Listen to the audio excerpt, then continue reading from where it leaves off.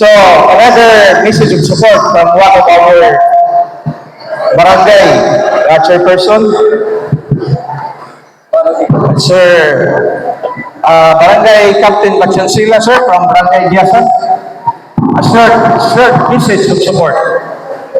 Daghang kayong salamat, local person, Sir Arlan, sa atong dakong pagtahod sa atong municipal mayor, na aktibo kayo, Mayor Bobo Kumbat Jr., o sa atong SB, si James De La Puerta, o sa atong mga kaubanan ng mga kapitan, o sa among IBC, Julius Birang, o sa atong alid sa PDEA, o sa atong PNP, o sa tanan ng mga barangay tanod, mayong buntag kaninyong tanan.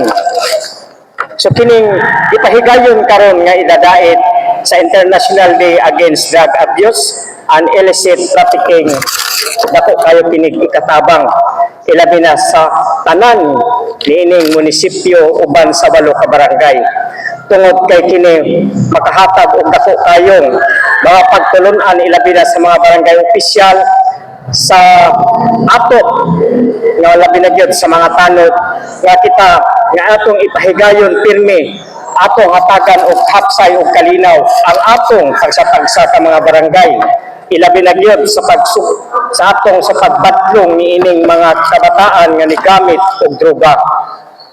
Gani sa amo sa Giasan, amo kanang ipahigayon pirmi sa amo nga mga barangay tanod mag-night patrol, labi na gyud sa mga nyurot.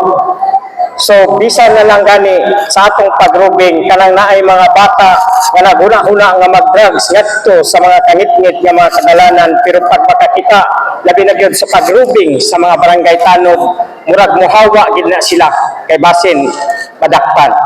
So usbon ko daghan kayong salamat niining mga programa nga hatag karong adlaw nga gipaabot sa ato ang anti-drug advocacy program og motorcade. So daghang salamat ug mayong buntag kaninyong tanan. Thank you, Barangay Captain Machansila sa mabuong mensahe. Another message of support from our municipal police station, since the Chief of Police is not around, calling on his representative, Sir Fuentes, for the message of support. Hello. Ay buntag sa tanan. Labi na diha sa first table, dili na lang ako isa-isahon.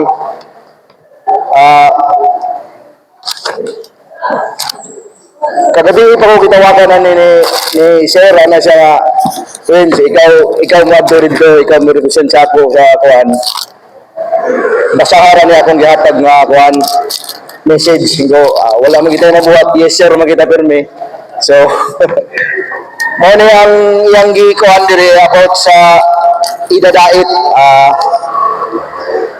akong basahon. As we observe the International Day Against Drug Abuse and Illicit Trafficking, let us reaffirm our commitment to building a safer, healthier, and drug-free community. Illegal drugs destroy lives, break families, and hinder the progress of our society.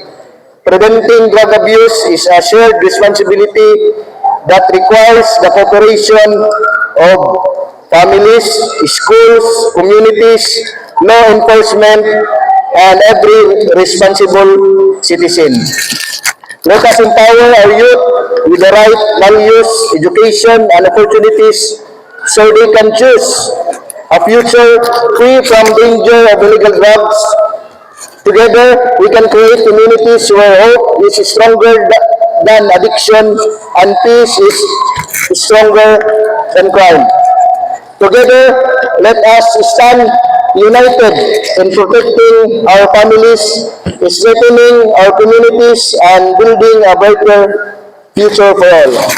Thank you and good morning.